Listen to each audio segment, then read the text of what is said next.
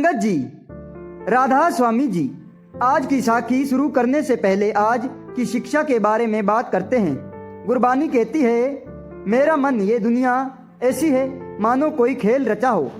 है मेरे भाई, ये दुनिया नासवान है और एक दिन इसका अंत हो जाएगा, परंतु बुरा दिमाग वाला व्यक्ति जो परमात्मा का नाम नहीं लेता, उसको याद नहीं करता।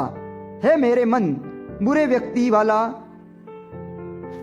यानी बुरे बुद्धि वाला व्यक्ति हमेशा वे काम करता रहता है जिसे करने से उसे किसी तरह का कोई लाभ नहीं होता, लेकिन फिर भी वे इस तरह का बेकार काम करता रहता है, बड़ी बड़ी बातें करता रहता है, अपनी ज्ञान बताता रहता है। जब कोई बेईमान करके या झूठ बोल कर आता है तो उसकी सोच यही होती है कि उसने सारी दुनिया पर विजय प्राप्त कर ली है। मेरे मन, खोटी बुद्धि और बुरे दिमाग वाले मनुष्य को वह व्यक्ति कभी याद नहीं आता। वह कभी सोचता ही नहीं कि बुरा वक्त आकर एकदम से उसे पकड़ लेगा और फिर उसे कष्ट सहना पड़ेगा। हे नानक देव जी, जिस मनुष्य की हृदय में परमात्मा रहमत करता है, आप बसता है, तो ऐसे व्यक्ति के मन में मौत का डर नहीं होता। श्री गुरु ग्रंथ साहिब जी की गुरबानी से हमें यह शिक्षा मिलती है कि हमें बुरा कर्म त्याग करके आज से अच्छा कर्म करना चाहिए। दोस्तों, एक बार की बात है, बाबा नानक भाई मर्दाना जी के साथ दुनिया के उद्धार करते करते गोविंद लोक के बीच में पहुंचा।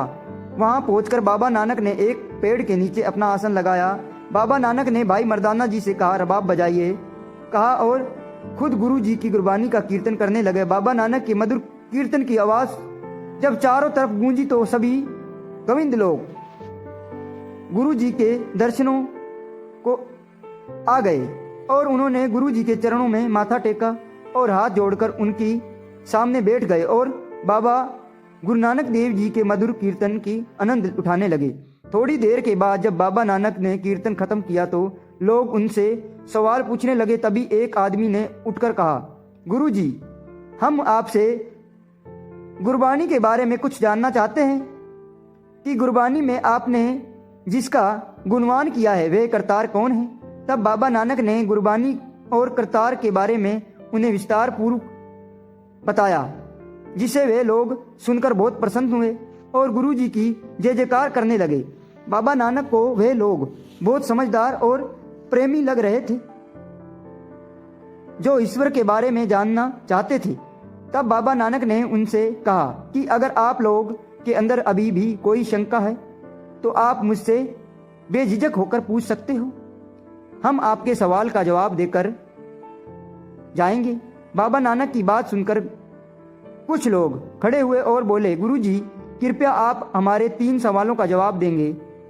ये सवाल हमने कई साधु संतों से किया है, लेकिन हमें आज तक इनका उत्तर नहीं मिला। कृपया आप हमें इसका उत्तर देकर हमें हमारे मन को शांत और शक खत्म कर दीजिए। बाबा नानक बड़ा ध्यान से उनकी बात सुन रहा था। फिर बाबा नानक ने उनसे कहा, आप अपने सवाल पूछिए, हम उसका उत्तर जरूर देंगे। तब उन्होंने उठकर सवाल किया कि गुरु जी, हमारे पास सवाल यह है कि उस परमेश्वर का रंग कैसा है और उसका कर्ता का आदि अंत कैसा हुआ है और परमेश्वर सम क्या है। क्या परमेश्वर सम एक वस्तु है? बाबा नानक ने बड़ा ध्यान से उन्हें सवाल सुना और कहा है, भगत जनों, परमेश्वर की माया अंत है, अनंत है और उसका अंत कोई पा ही नहीं सकता।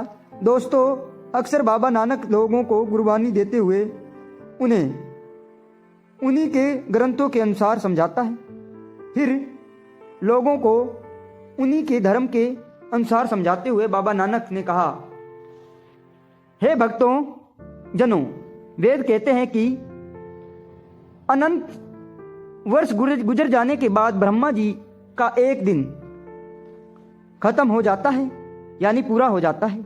विष्णु जी की समस्या आयु के शिवाजी की केवल एक दिन होती है। इस प्रकार 100 वर्ष शिवाजी का केवल एक ही दिन होता है। इसलिए दोस्तों, माया को कोई अंत पा ही नहीं सकता। और जिसे परमेश्वर की माया का कोई अंत ही नहीं है। भला उस माया के स्वामी के बारे में कोई क्या कह सकता है और क्या सुना सकता है। इसके बाद बाबा नानक ने एक शब्द कहा। वह शब्द श्री गुरु ग्रंथ साहिब जी में दर्ज है और उस शब्द का मतलब है कि है भाई, पुराने ग्रंथ में एक कथा आती है कि ब्रह्मा जी की रची हुई वेद पंडित लोग अपने मुख से रोज मीठे मीठे स्वर में पढ़ते हैं। वे ब्रह्मा जी विष्णु जी के नाभि से उगे हुए कमल की नाली से पैदा हुआ और फिर अपने जन्मदाता यानी विष्णु जी का किदार्थ अंत ढूंढने के लिए उसी नाली में चल पड़ा जिसका माध्यम से उनका जन्म हुआ था। उस नाली ने ब्रह्मा जी को अपने जन्मदाता विष्णु जी की माया के अंत ढूंढना चाहा और अंधेरे में कई युगों तक विष्णु जी की माया को ढूंढने के बाद भी उन्हें विष्णु जी की माया का अंत नहीं पता चला। विष्णु जी की माया का अंत जानने के लिए उन्होंने बहुत कोशिश की लेकिन हार गए। संगत जी, वह ईश्वर इतना बड़ा है कि सूर्य और चंद्रमा उसके त्रिलोक में मानो छोटे छोटे दिए की तरह हैं। पूरे जगत में उसकी ज्योति फैली हुई है। जो मनुष्य गुरु के कहे अनुसार चलता है उन्हें प्रभु हर समय मिलता है। वे उनसे जब चाहें जिस समय चाहें प्रभु से मिल सकते हैं, जिसके दर्शन कर सकते हैं और प्रभु के दर्शन करके बाद वे पवित्रमय हो जाएंगे।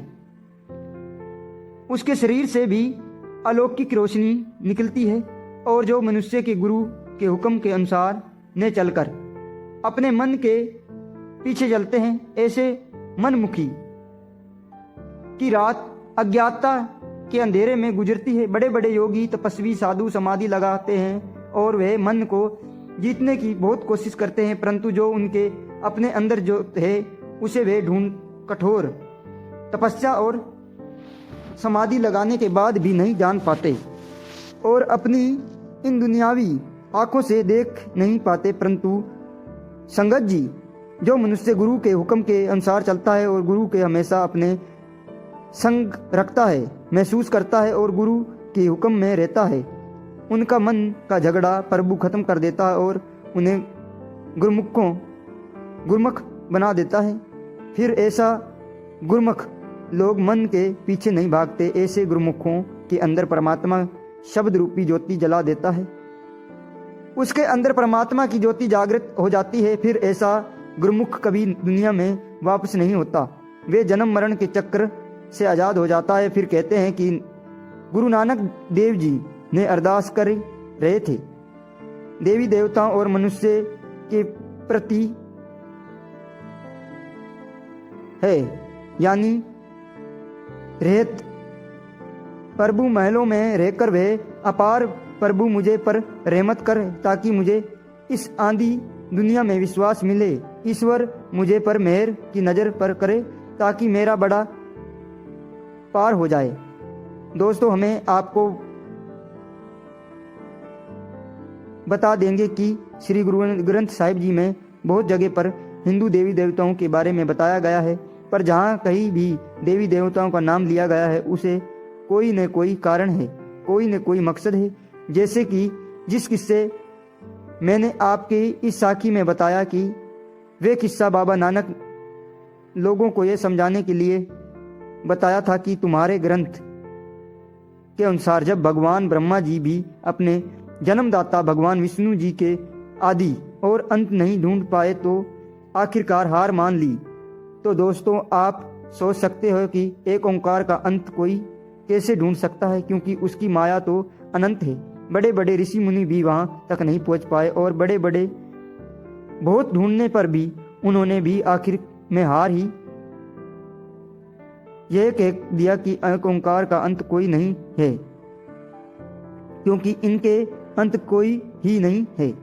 दोस्तों, ये पूरी सृष्टि एक ओंकार या फिर नाम कह सकते हैं और कोई जगह इस शब्द भी कहा गया है और बाइबल में यह कहते हैं कि शुरू में एक शब्द था और शब्द से ही पूरी दुनिया की उत्पत्ति हुई और शब्द ही परमात्मा है। इस दुनिया में जितना भी जीव है सभी के अंदर शब्द है। जिस दिन परमात्मा शब्द को बाहर खींच लेता है उसी दिन मनुष्य का अंत हो जाता है। जिस दिन ईश्वर इस दुनिया से शब्द को वापस खींच लेगा उसी दिन दुनिया भी खत्म हो जाएगी। दोस्तों, ईश्वर का अंत ने कोई जान पाया है और न ही कभी जान पाएगा। आज की ये साइंस चाहे जितना भी तरक्की कर ले, लेकिन वे ईश्वर की थय भी पा नहीं पा सकती। संगत जी, साधु महात्मा इस दुनिया में आते हैं। इनके मकसद हमें ईश्वर के बारे में बताकर वापस अपनी असली घर में लेकर जाना होता है। और जो लोग इनके बताए हुए तरीके से ईश्वर की भक्ति करते हैं वे लोग कभी इस मृत्यु लोक में वापस नहीं आते। वे जाकर परमेश्वर में समा जाते हैं और परमेश्वर का ही रूप हो जाते हैं। अगर आप भी अपना असली घर जाना चाहते हो तो आज से ही परमात्मा की भक्ति बिना नागा शुरू कर दो।